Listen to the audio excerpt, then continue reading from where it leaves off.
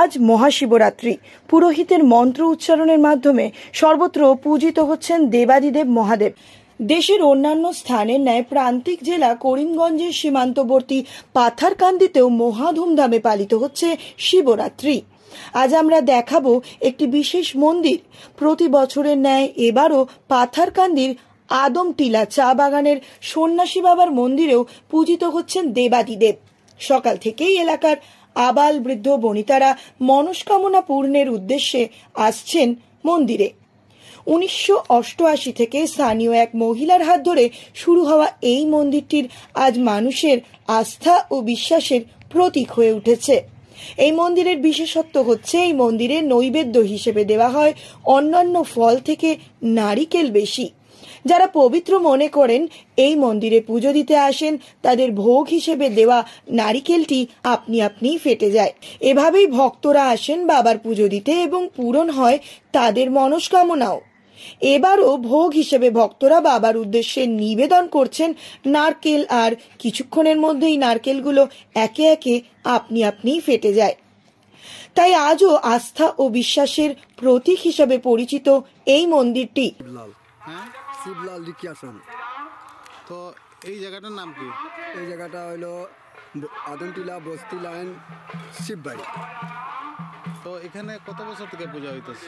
এটা 1988 ইংরেজি থেকে। কিভাবে পূজার সৃষ্টিটা হইল? পূজার সৃষ্টিটা হইলো এখানে একটা বৃদ্ধ একটা বুড়ি আছিল, এর নাম আছিল কমলিনী। তো এইখানে একটা আমাদের প্রচুর বিল আছে। এই বিলের মধ্যে একটু সবসময় তারা আনাগোনা মানুষে করতো, মাছ টাছ এইসব ধরতো। তো ওই সময় একটু বিকাল টাইমে একটু দেখা গেল একটু দ্বীপের মতন একটা বাতি জ্বলতে আছে। তো বুড়িটা কইলো যে এই জিনিসটা কি আছে একটু দেখি না। তো এইখানে কত সময় লাগে দাঁড়াই গেল। প্রায় 2-3 ঘন্টার মধ্যে দেখে এই দ্বীপটা আস্তে আস্তে এইদিকে আইতে আছে। তো এই দ্বীপটা আইতে আইতে আইতে যেমনি যেমনি সামনে হর এইরকম বুড়িটা একটু করে সরিয়া যায়। সামনে আইতে আইতে আইতে দেখা যায় যে এই দ্বীপটা তো একটু বড় দেখা যায়। এইরকম করতে করতে এই আমরা সন্ন্যাসীর মন্দির স্থাপনা কোনো করছিলাম না, লেকিন ওই সময় দেখে এই গাছটার তলে আইয়া বাতিটা নিভে গেল। তো এই বুড়িটা প্রচুর কয়েকজন মানুষরে কইলো যে এরকম আমি একটা জিনিস দেখছি, তো এটা কী আছে আমি তো এটা কইতে পারি না, তো এটার একটু তদন্ত লাগাইয়া দেখি না কি। তো কয়েকজন তার বিরুদ্ধর মতন মানুষ আছে, তো তারা কইলো যে একটু এটার একটা যখন এরকম দেখলা তো আমরা একটু চেষ্টা করিয়া দেখি এখানে যদি একটা দ্বীপের মতন বাতি দেখা গেল তো নিশ্চয়ই এটাই কোনো একটা ভগবানের একটু লীলা আছে। তো এইখানে তার পুয়া একজন আসিল, ছোটুয়া গঞ্জু কইয়া নাম। তো হে একটা শিলা পাথর ওই নালা থাকি আনিয়া এইখানে গাড়িয়া দিল। আর তার মা 1988 ইংরেজি থেকে মনে করো তোমার 5-7 বছর পর্যন্ত হে এই জায়গাটায় সন্ন্যাসী বাবার নামে পূজা পাঠ করতে লাগলো। তো এখানে দেখা গেছে নারিকেল দেওয়া হয় ভোগ হিসাবে। এটা কয়েক বছরের পরে এইখানে আমরা একটা সব ছেলেগুলা মিলিয়া একটু বড় করিয়া করলাম। বড় করিয়া করার বাদে একটু ডাল চাইল সেই হাবি জাবি এরম সব মিক্স করিয়া দেওয়া করলে একটু খিচুড়ি বানাই।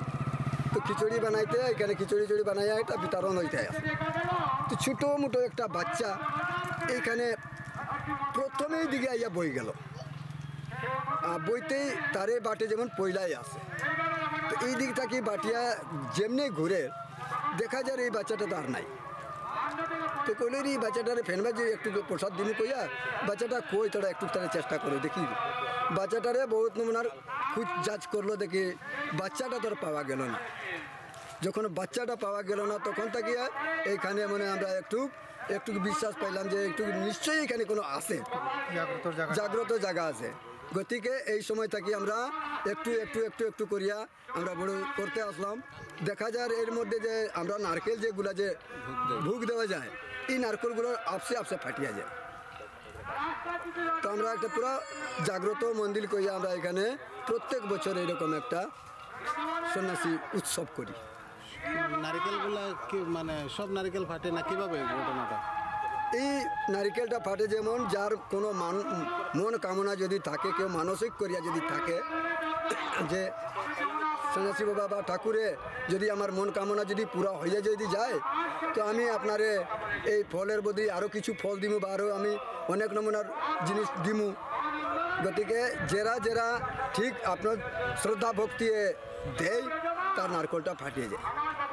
আর সবটা ফাটে না, যে একদম যারার মন কান ঠিক নাই, যারা এত করে না তারাও দেয়, কিন্তু এমনি তারা পূজার বাবদে তারা আনিয়ার দেয় বা বুক দেয়। রঞ্জিত কৈরির রিপোর্ট, নিউজ অবিকল।